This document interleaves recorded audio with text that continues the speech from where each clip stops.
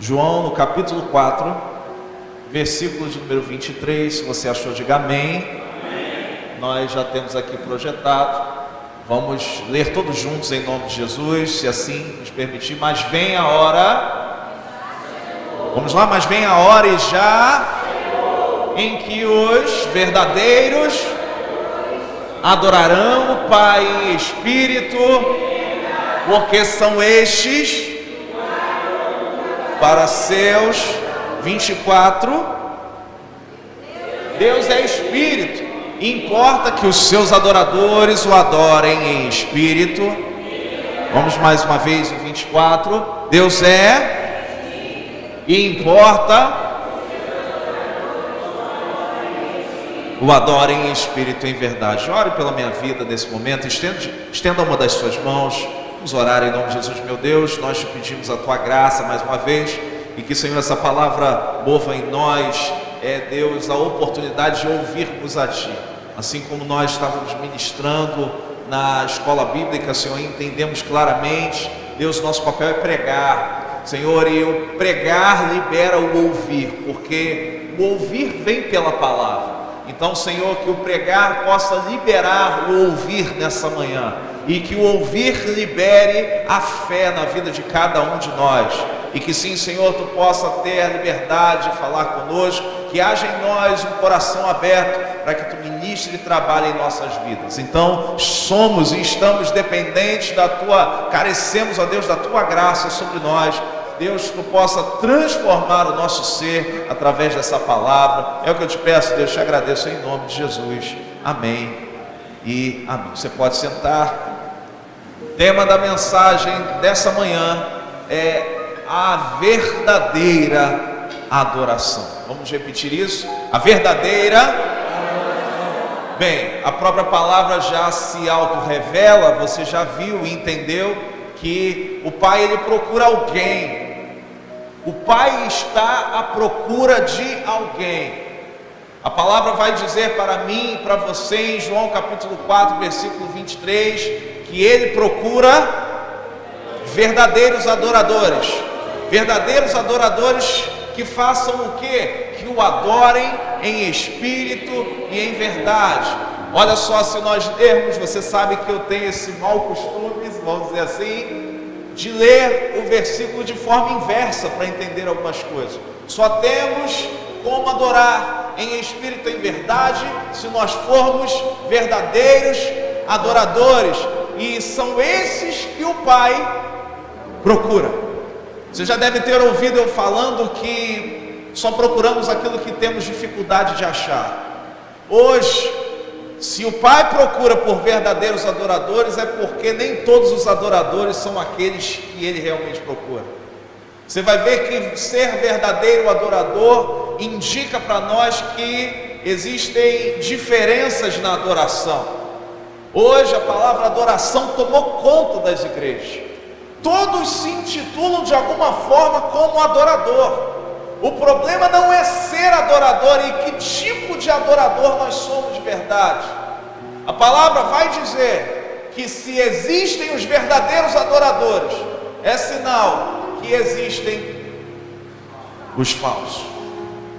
Significa que nem toda adoração toca os céus, nem toda adoração vem de Deus, nem toda adoração Deus recebe. Então, o que Deus quer sacudir dentro de nós não é perguntar para você se você é um adorador, e sim que tipo de adorador você é. A palavra, o tema, como eu disse, é a verdadeira adoração. É claro que a própria palavra dá indícios para nós que nem todos que dizem Senhor, Senhor entrarão no reino dos céus. Dizer Senhor é reconhecer senhorio. E quando reconhecemos senhorio, estamos adorando. Mas nem todos aqueles que adoram entrarão no reino dos céus. É uma grave realidade. Nós vamos entender que o Senhor, Ele diz isso num contexto. E é em cima dessa palavra que nós vamos pregar, que eu vou pregar nessa manhã, em nome de Jesus, na direção de Deus. Falando sobre a mulher samaritana. É para ela que Ele diz essa palavra. Em espírito e em verdade que o Senhor deve ser adorado, em espírito, porque Ele é espírito, e em verdade. A palavra verdade no grego significa aletheia, não precisa gravar, mas aletheia significa realidade. Então, quando diz a palavra que Ele procura verdadeiros adoradores que o adorem em espírito e em realidade, pessoas que abram o coração para Deus em espírito, porque Ele é espírito. Então Deus precisa encontrar na tua adoração um espaço. Deus precisa encontrar na sua adoração, vou repetir, um espaço. Você sabe que você é formado por corpo, alma e espírito. Corpo é essa parte corruptível, essa parte que perece e, como diziam os antigos, que a terra há de comer, se assim formos para ela, se o Senhor não voltar antes para nos resgatar. A alma é a mente, é o teu intelecto, é a tua memória, é a tua mente, isso é alma. E o espírito é o espaço voltado à adoração. Por isso que pessoas incorporam espíritos malignos, porque existe ali um espaço, existe ali um templo, e a adoração desse templo, quem determina somos nós.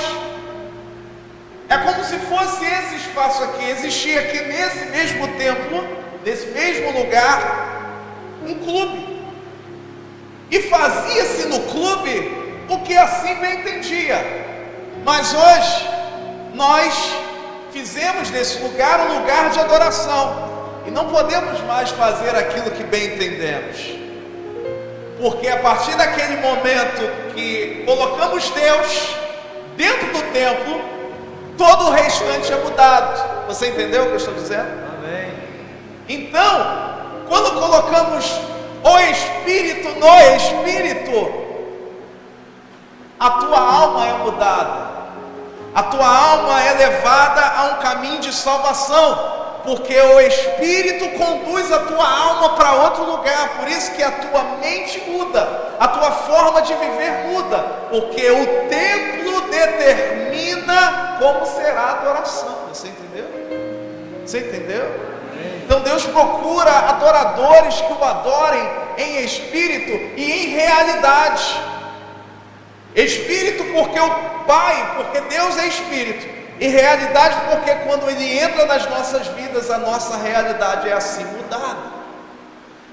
Então Jesus, Ele fala nesse contexto. Eu quero te levar lá em João capítulo 4, mas lá no início. O texto é um pouquinho extenso, mas eu quero ler junto com você, não posso deixar de ler. Quando pois, versículo 1, vamos ler aqui. Quando pois o Senhor, veio a saber que os fariseus tinham ouvido dizer que Ele, Jesus, fazia e batizava mais discípulos que João. 2, se bem que Jesus mesmo não batizava, e sim os seus discípulos. 3, deixou a Judéia, retirando-se outra vez para... Vamos lá, Jesus estava indo para Galileia, legal. 4, e era-lhe necessário atravessar a província de Samaria. Jesus queria chegar a Galileia, mas para chegar a Galileia, ele deveria passar por um lugar chamado Samaria. 5, chegou pois a uma cidade samaritana chamada Sicar, perto das terras que Jacó dera a seu filho José.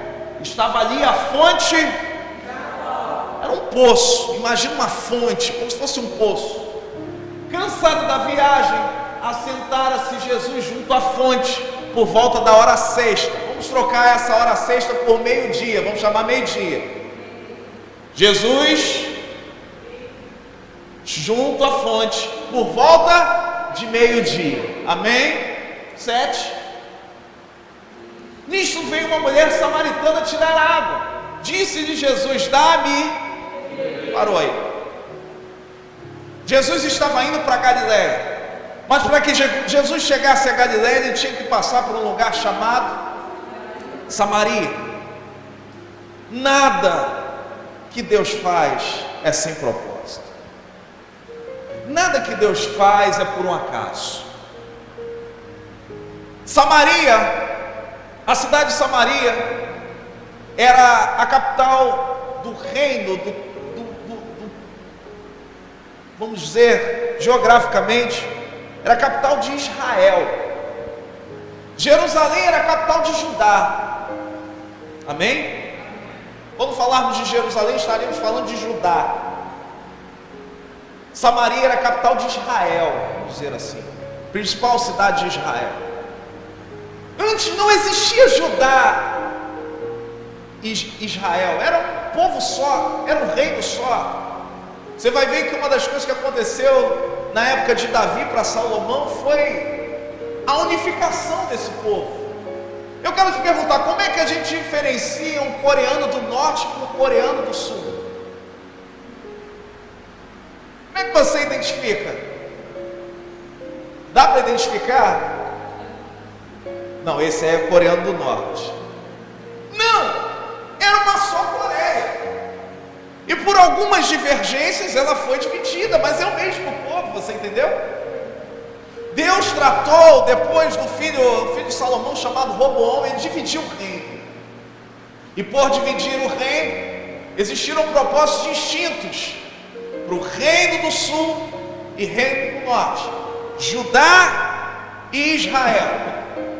Judá foi levado para a Babilônia, cativeiro da Babilônia, por desobediência, fizeram alianças na Babilônia que não podiam, mas quando eles foram trazidos de volta, eles se converteram, alguns tiveram que largar famílias, para que assim a adoração no retorno fosse pura. Você está entendendo? Porque quando eles fizeram alianças na Babilônia, eles passaram a adorar a outros deuses.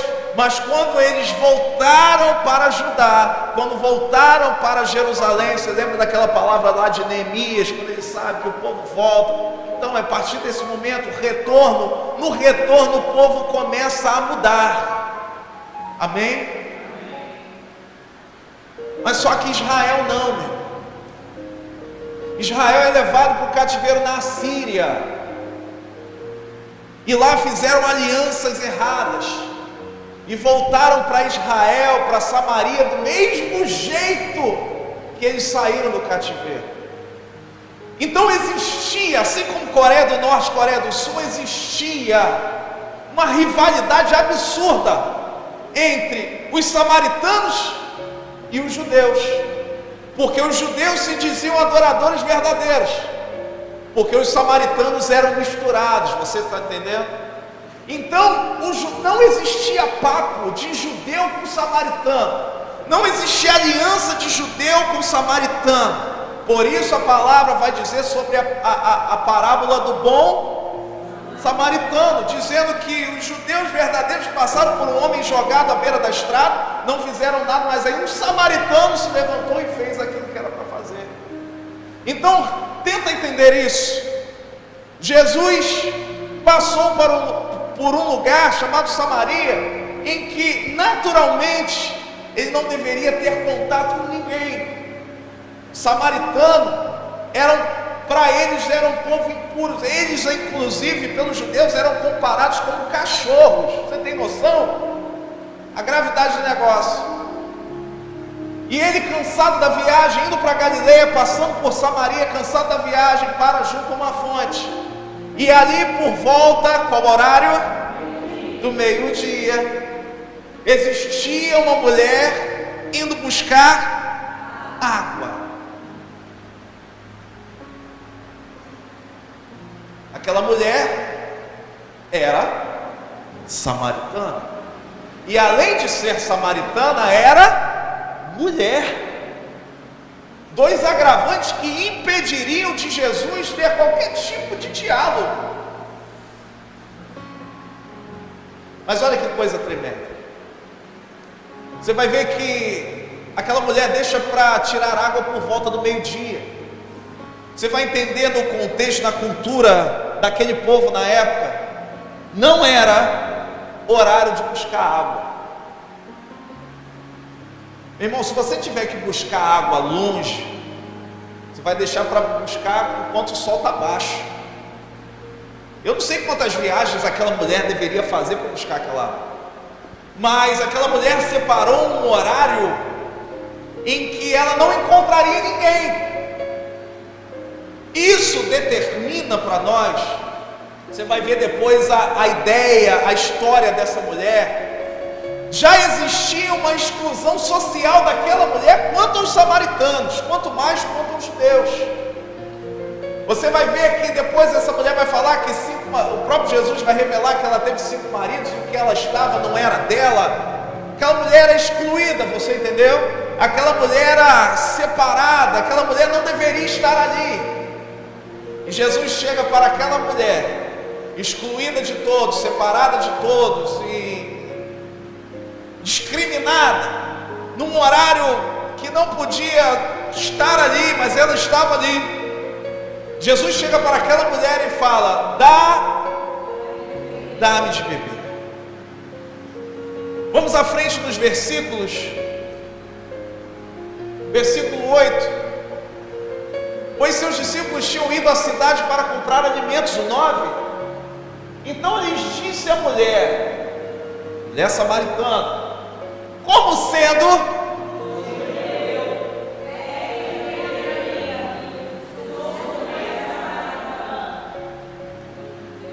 porque os judeus. 10: replicou-lhe Jesus: se conheceras o dom e quem é,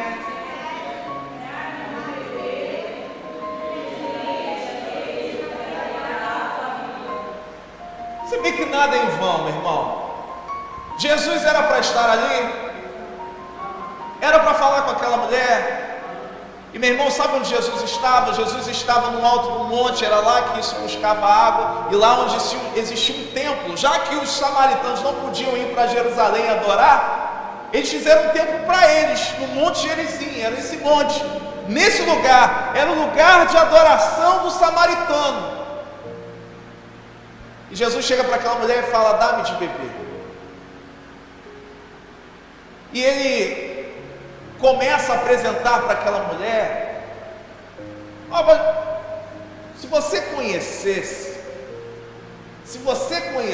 quem é que lhe pede, se você soubesse quem é que fala contigo, porque entenda, os samaritanos, por mais que a adoração deles fossem misturadas, as adorações fossem misturadas, eles também esperavam o Messias, eles também aguardavam pela vinda do Messias.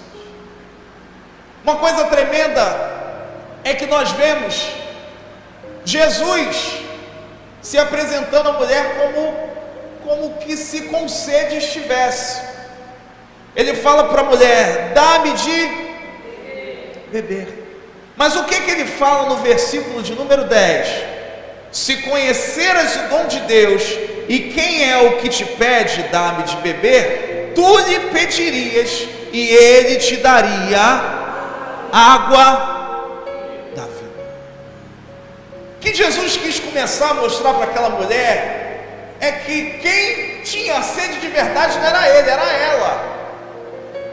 Então deixa eu te dizer uma coisa: toda adoração, vamos entender isso, toda adoração começa na sede. Vou repetir: toda adoração começa na sede.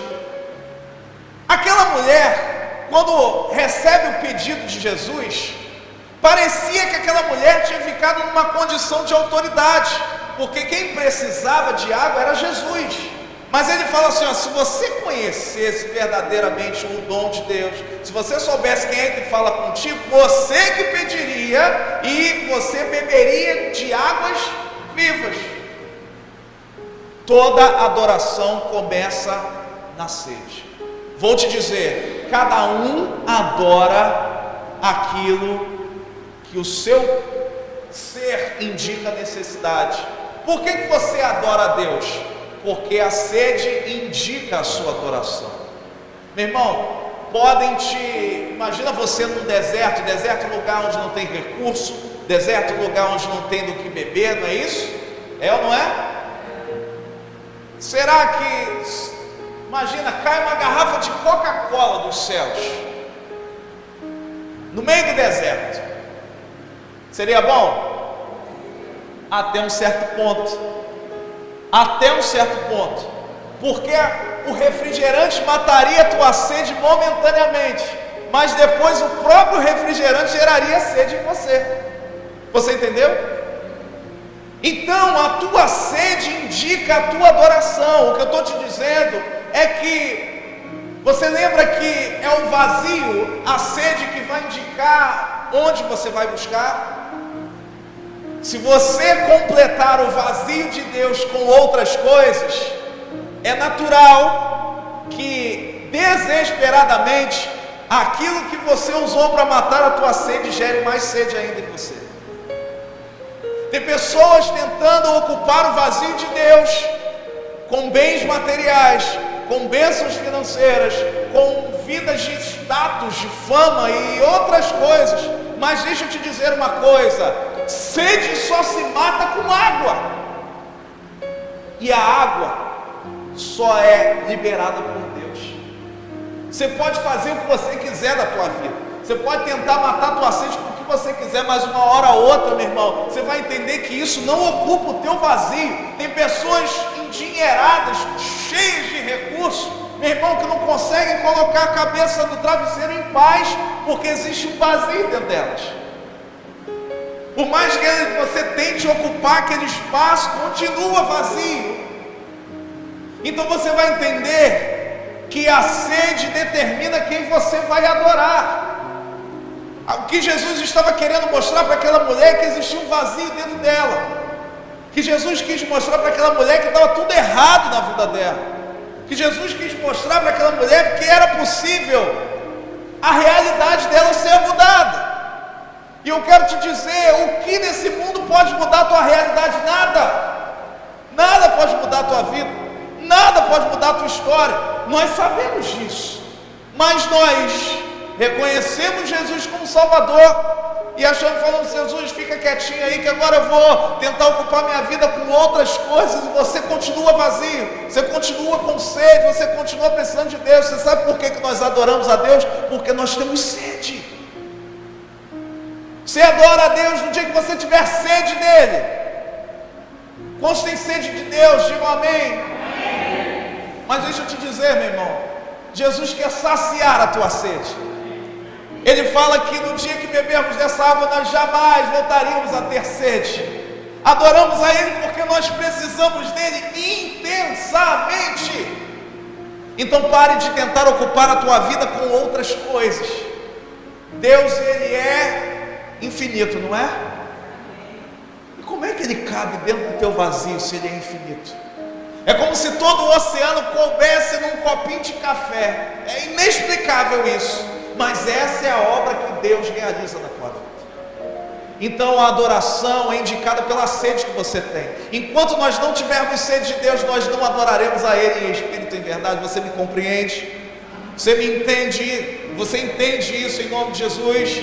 Então, assim como a corça anseia por águas, assim como a corça anseia de beber das águas, deve ser o nosso anseio de beber de Deus, de beber das águas de Deus, porque se bebermos dessa água, jamais voltaremos a ter sede. Amém? Amém? A adoração é todas as vezes que nós nos sentimos vazios. Você não adora só quando você está cheio, quando você está se sentindo vazio, porque você precisa ser preenchido por Deus. Então, não, por isso que Deus não divide a sua glória com ninguém. Imagina se Deus dividisse o teu vazio em 2 cômodos. Eu vou ocupar esse espaço e você, querido, você ocupa o outro espaço com o que você quiser. Por mais que você o encha de coisas, aquele espaço, você continuará vazio. A tua satisfação verdadeira vem de Deus. Por isso que Ele é o nosso pastor. Nada nos falta, nós nos sentimos plenos quando temos Deus. Nós nos sentimos cheios, satisfeitos, plenos quando Deus é conosco. Então, vamos repetir isso. A minha sede determina a minha adoração. Você entendeu isso? A quem você tem adorado? Você adora com aquilo que você sacia ou tenta associar a tua sede. Você me entendeu, meu irmão? No versículo 13 vai dizer: afirmou-lhe Jesus: quem beber dessa água tornará a ter sede. Aquele, porém, que beber da água que eu lhe der, nunca mais terá sede. Aquele que beber dessa água, apontando para o poço, apontando para a fonte. Quem beber dessa água, olha só, aquela mulher estava indo buscar água. É ou não é? Foi a primeira vez que ela fez aquilo na vida? Seria a última vez que ela faria aquilo na vida? Quem beber dessa água vai voltar a ter sede, mas se beber da água que eu lhe der, nunca mais terá. E ele fala, pelo contrário, a água que eu lhe der será nele uma fonte a jorrar. Meu Deus, meu Deus. O que Deus está falando aqui, não quer simplesmente saciar a sua sede, Ele quer te tornar uma fonte de águas. Vou repetir, Deus não quer saciar a tua sede, Ele quer te tornar uma fonte a jorrar. Sabe o que isso quer dizer para você? A fonte não bebe da própria água. Deus quer te fazer uma fonte para que outros bebam. Deus quer transformar a tua vida para que as pessoas que estejam próximas de você tenham água para beber. Se pessoas ao teu redor têm ficado com sede, é porque talvez essa fonte tenha se secado. Você está vendo a importância de Deus transformar a nossa vida, porque nós, a partir do momento que bebemos dessa água, nós passamos a ser fonte. E fonte é lugar de recurso, fonte é lugar de se saciar. E se pessoas não têm se saciado, é porque a igreja tem secado. Temos que beber dessa água urgentemente, meu irmão. Deus tem que nos transformar numa fonte. Agora, tenta imaginar isso. O Senhor Jesus, Ele fala que essas águas conduzem à vida. Vamos lá, as águas conduzem à vida. Meu irmão,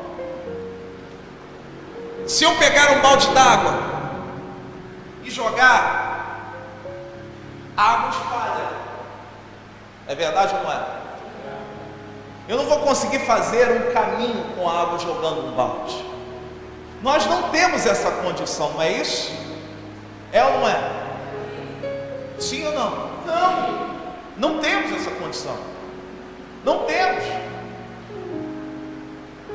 A água jorra, mas ela precisa conduzir à vida eterna.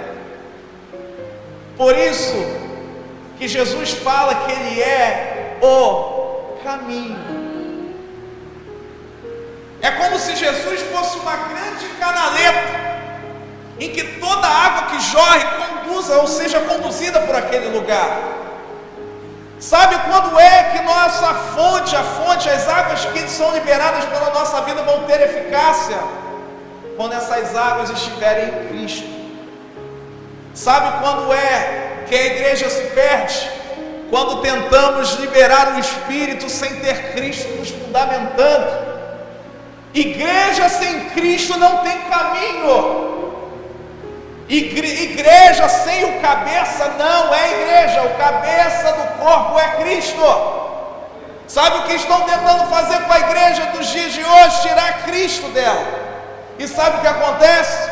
Nós pegamos a água que achamos que é do Espírito e jogamos no meio das pessoas, mas se tivermos Cristo como cabeça, a água é conduzida pelo corpo inteiro, amém?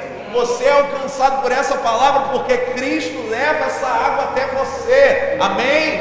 Então, igreja sem Cristo não é igreja. Tem pessoas se achando dono da igreja, não é, pastor? A igreja não é nossa, não. A igreja é de Deus. Pastor não tem ovelha, ovelha é de Deus.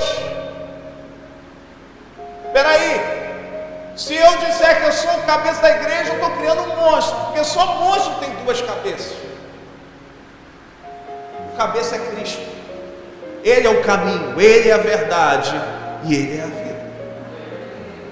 Então entenda que o que Deus está falando para nós é que Ele não quer simplesmente matar a tua sede, que Ele quer fazer de você uma fonte a jorrar, mas a fonte tem que jorrar na direção certa, e ela só jorra na direção certa se houver um caminho. E quem é o caminho? É Cristo. Então diga para a pessoa do seu lado: fonte sem Cristo é ineficaz. Fonte sem caminho não serve para nada. Você entendeu? Você recebe isso para a tua vida? Para que Deus faz isso? Para que se cumpra a palavra que está lá em Isaías, no capítulo 43, no versículo 19. Projeta para a gente, em nome de Jesus. Isaías 43, no versículo 19. Olha aqui a palavra se cumprindo. Isaías 43, no versículo de número 19. Vamos lá.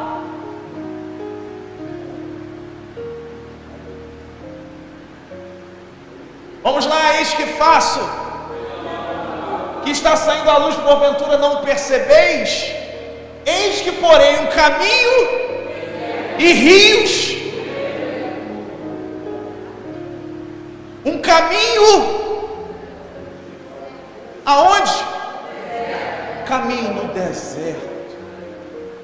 Um caminho no deserto. Deserto é lugar onde não tem recurso, é lugar de ficar perdido, é lugar onde ficamos perdidos, melhor dizendo. O lugar mais fácil que tem para se perder é um deserto, que é um lugar que não tem caminho. Foi no deserto que se girou, andou em círculo. Mas Deus está falando que no deserto somos nós. Lembra que somos secos, somos vazios, somos desérticos por dentro. Mas Deus quer colocar um caminho no deserto. O deserto é você. Nós somos secos por natureza. Nós somos áridos por natureza. Nós somos desérticos por natureza.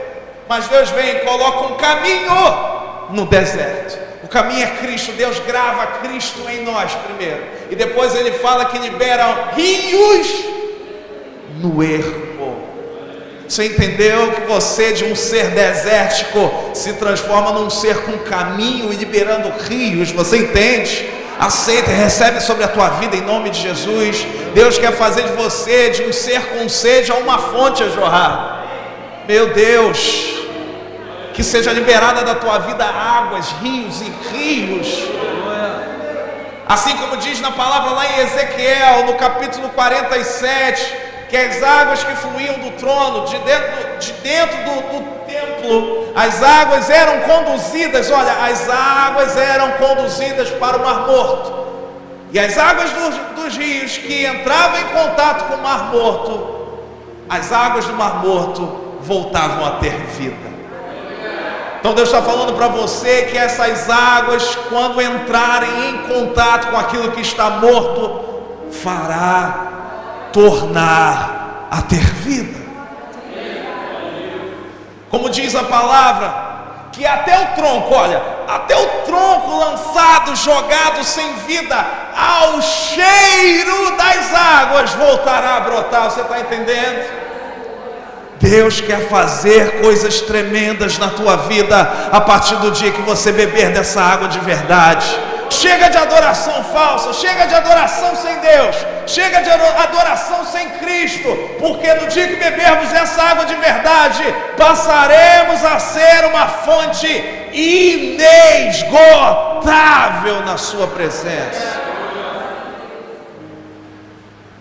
Versículo 16. Disse-lhe Jesus, olha aí, vai, chama teu marido e vem cá. Jesus vai, pensa naquele tiro, nota 10, vai, chama teu marido e vem cá. Deus está querendo fazer uma obra na vida da mulher, não é? Para que precisava chamar marido? Vai lá, traz ele e volta. Podia falar na hora. Se ela ia voltar, poderia falar tudo que tinha que falar logo na hora. Mas ele fala, vai, chama teu marido e vem cá. No 17, ao que lhe respondeu a mulher: não tenho marido. Vamos repetir isso: não tenho marido. Replicou-lhe Jesus: bem disseste, não tenho marido. Próximo. Porque 5 maridos já tiveste, e esse que agora tens não é teu marido. Isso disseste com verdade. Jesus achou a celeuma, o problema, a sequela, a mazela daquela mulher. Como é que a gente encontra isso? Com água. Quer encontrar um vazamento? Joga água. Quer encontrar onde está vazando? Quer saber onde é que está o buraco do cano? Joga água. Sabe por quê? Deixa eu te dizer uma coisa aqui, meu irmão. As águas, grave isso para o resto da tua vida. As águas mostram as brechas. Quer saber se existe brecha? Joga água. A palavra está dizendo que a partir daquele momento em que as águas começaram a ser liberadas sobre a vida daquela mulher, as brechas começaram a aparecer, os defeitos e os erros começaram a ficar explícitos. Meu irmão, você pode esconder um vazamento até um certo ponto, mas tem uma hora que a parede vai infiltrar e não tem quem diga que ali não tem problema. Você vai raspar, pastor, aqui é uma das suas 1001 utilidades, é ser pintor, né? Pastor, está a parede vazando. Você pode até fechar o registro, mas está ali. Você vai raspar, você pode até tentar pintar para mascarar o problema, mas está ali. Se a água fluir de novo, vai vazar tudo de novo. Porque as águas servem para mostrar as brechas. Quer encontrar onde está tudo errado na tua vida? Quer saber onde é que está com o problema? Deixa fluir as águas. Deixa Deus transformar você numa fonte. Porque quando Deus abrir o registro, meu irmão, não tem quem diga que ali não tem vazamento. E ali, olha só, uma das coisas que a gente mais fala é que Deus quer fazer uma obra em sua vida. Obra sem quebrar nada, obra sem tirar nada do lugar. Que obra é essa? Deus está querendo primeiro que você veja onde está tudo errado. Deus não quer mexer sem mostrar para você, ó, aqui, ó, está vazando aqui, vou mexer. Aí você vai falar: vai ter que mexer, Senhor, não tem jeito. Então você está entendendo que as águas não são simplesmente para liberar na vida dos outros, não. É para mostrar para você onde está tudo errado. Então qual é a necessidade de nós bebermos essa água para transformarmos numa fonte? As águas mostram as brechas. Será que existem brechas na sua vida? Será que existem pequenos filetes que a água ainda foge, que ainda escapa, que não faz com que a água fique retida e flua no caminho correto? Você até tenta, a água até começa a fluir, mas existem brechas que faz com que a água saia, escape. Quantos querem que o Senhor repare as suas brechas, irmão? Quantos dizem para Deus, podem dizer para Deus assim: Senhor, existem brechas em mim que precisam ser reparadas? Meu irmão, só com água que isso se mostra isso. Então você precisa beber dessas águas para que, se transformando numa fonte, os defeitos comecem a aparecer. Satanás não precisa de uma porta na tua vida. Você quer arruinar com uma construção? Você pode destruir um prédio inteiro sem tirar um tijolo.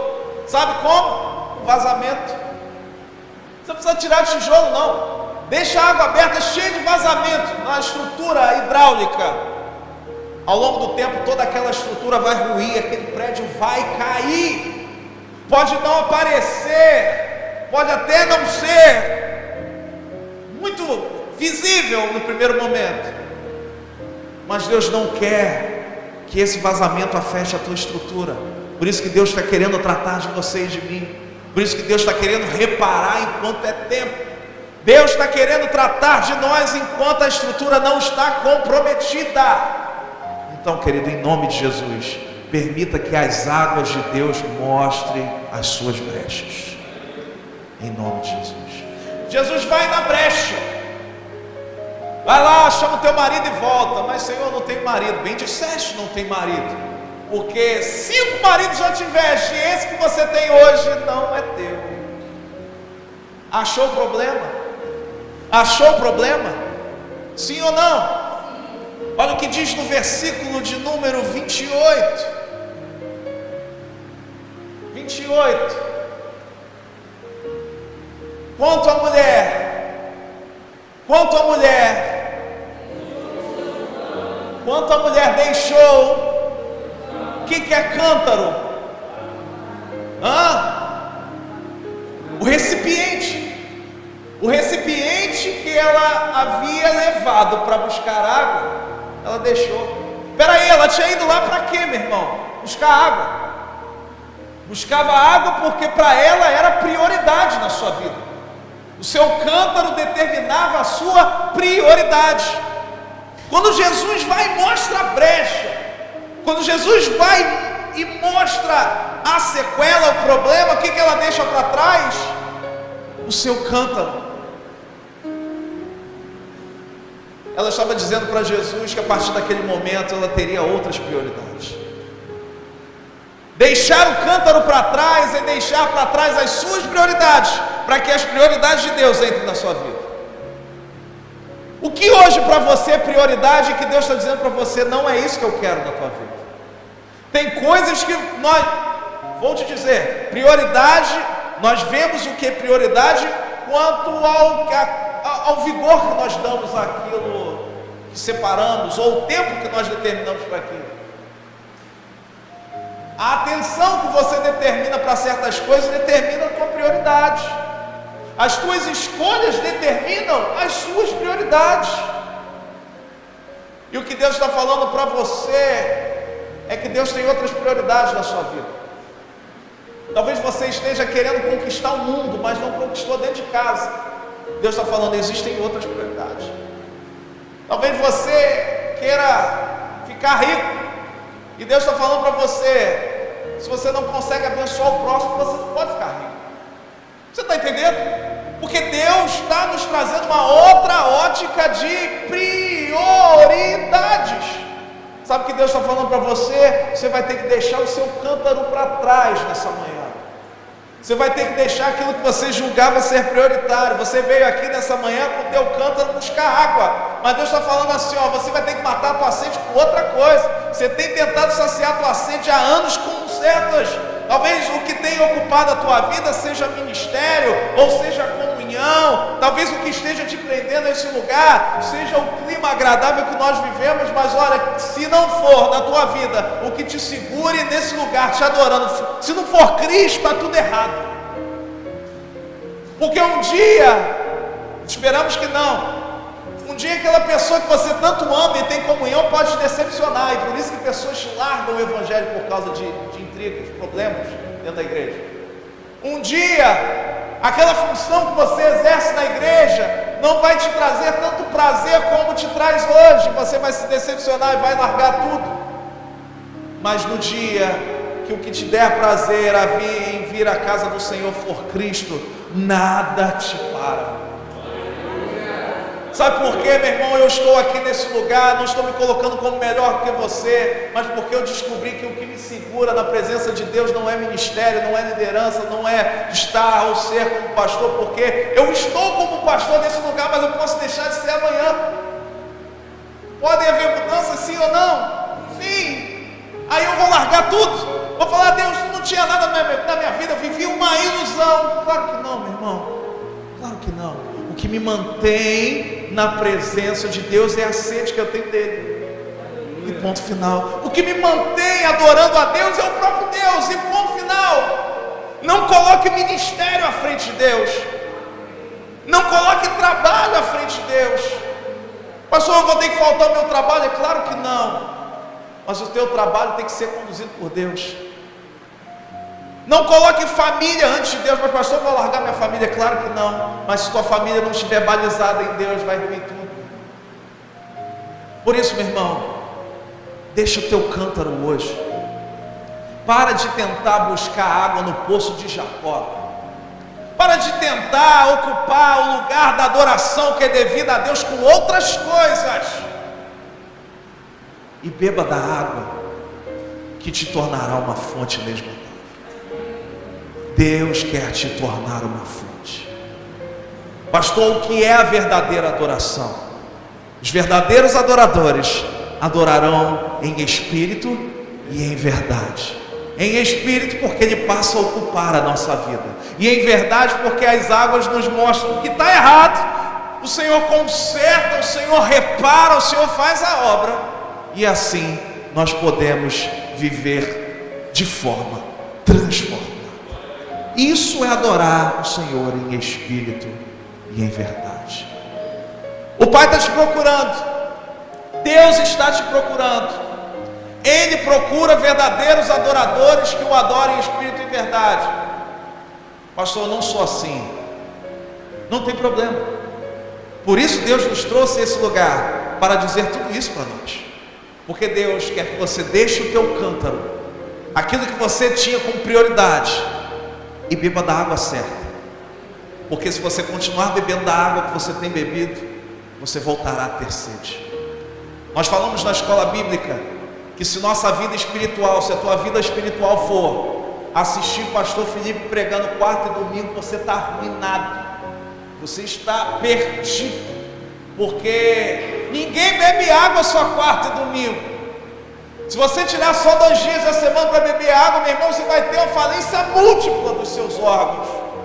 Por isso que você bebe água todos os dias. Você não precisa de campanha para te motivar a adorar a Deus. Você não precisa de nada para te motivar a adorar a Deus, a não ser o próprio Deus, porque Ele sacia a nossa sede, e a nossa sede indica a nossa adoração. Quer ser um adorador ao qual o Pai procura? Quer deixar o teu cântaro para trás e beber da água certa? Fica de pé em nome de Jesus aí.